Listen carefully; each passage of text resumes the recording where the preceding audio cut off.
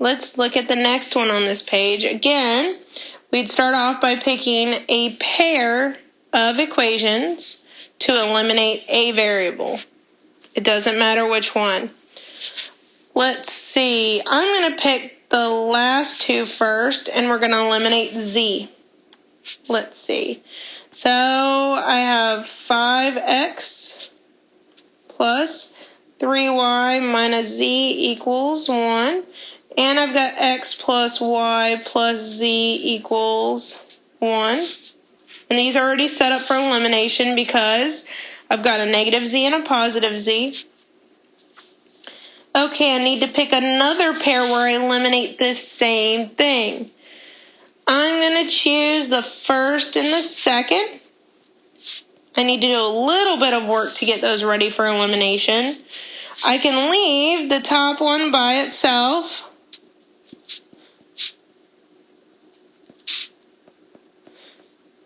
And so that will give me a 2x minus 5y plus 4z equals negative 35. Nothing will change.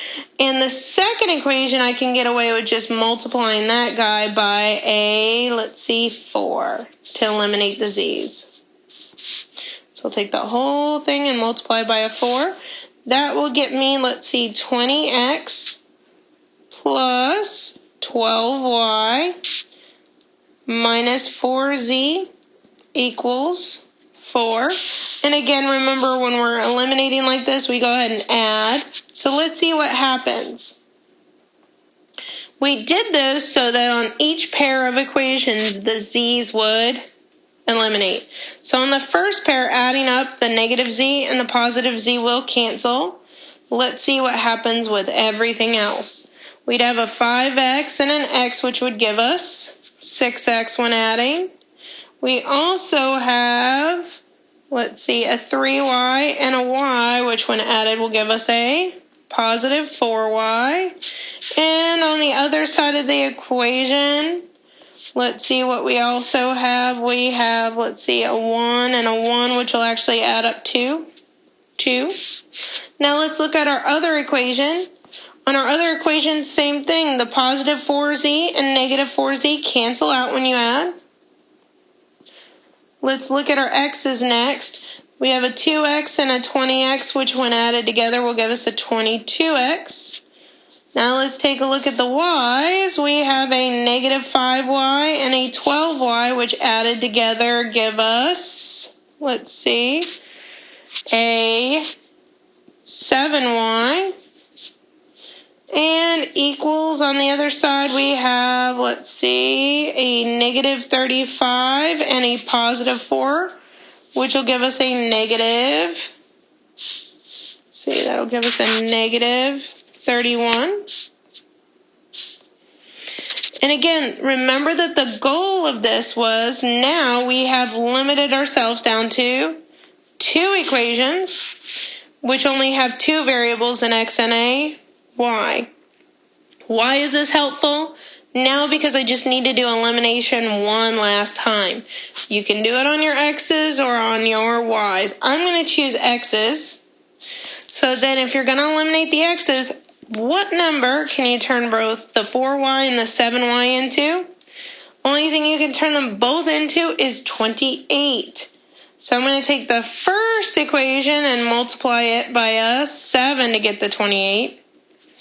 Let's see, the 7 times 6 will get you 42x plus 28y equals 14. But then the second equation has to get multiplied by a negative 4 so that we'll get a negative 28 so that things will eliminate. Multiplying that equation by a negative 4 gets you a negative 88x, a negative 28y, and let's see, a positive 124. And again, the reminder is that we are adding, and let's see what happens. Right off the bat, what we wanted to have happen was a positive 28y and a negative 28y when added will cancel each other out. What else do we have? We also have on this left-hand side a negative 42x, a positive 42x and a negative 88x, which when added together will give us a negative, let's see, a negative 46x equals, on the other side, we also have a 14 added to a 24, which would give us a 100 and, let's see, 38. So the next thing to solve this you would do is you divide both sides by a negative 46, and the question is, what does that get you for x? Well, surprisingly enough, that does divide evenly and get you an x of negative 3. Then we can work our way backwards up. We've got an x of negative 3. That's only part of our answer. Remember, our answer should be a triple, meaning an x, y, and z. So our first part is that the x is negative 3. Let's go ahead and figure out, next we can figure out what y is by plugging in this negative 3. Wherever there's an x into one of these top two in the middle, well, I'm going to plug it into the smaller numbered one over here on the left. So I'm going to plug in a negative 3 for x. Now, surprisingly, this does work out nicely. This gets us an answer of x equals negative 3, and that does divide out evenly. And so what do we do with this negative 3? That's only part of our answer.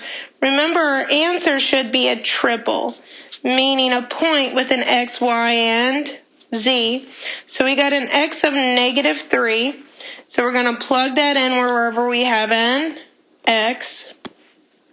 So we'll plug that in for our x, our negative 3, into one of the middle equations. Doesn't matter which. I just plugged it into the one on the left because it was easiest. And keep on going to solve it like a normal equation. You do the multiplication first. The 6 times negative 3 is negative 18, plus your 4y equals 2.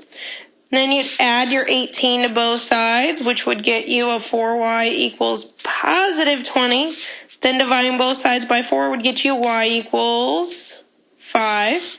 So then you take that y equals 5 and plug it in your triple, which means your y value is 5.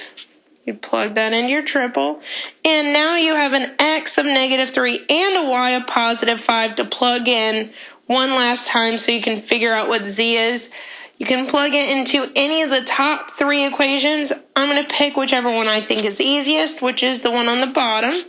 So I will pick the x plus y plus z equals 1. And again, I'm plugging in, let's see, negative 3 for x. I'm plugging in 5 for y, and I'm trying to figure out what z would be. So I can just combine like terms. The negative 3 and 5 would give me a positive 2. Plus our z equals 1. So then I could subtract 2 from both sides, which would get me that z actually equals negative 1. So now I can have all 3 parts to my triple, my z equals negative 1, and plug that into my last part of my point.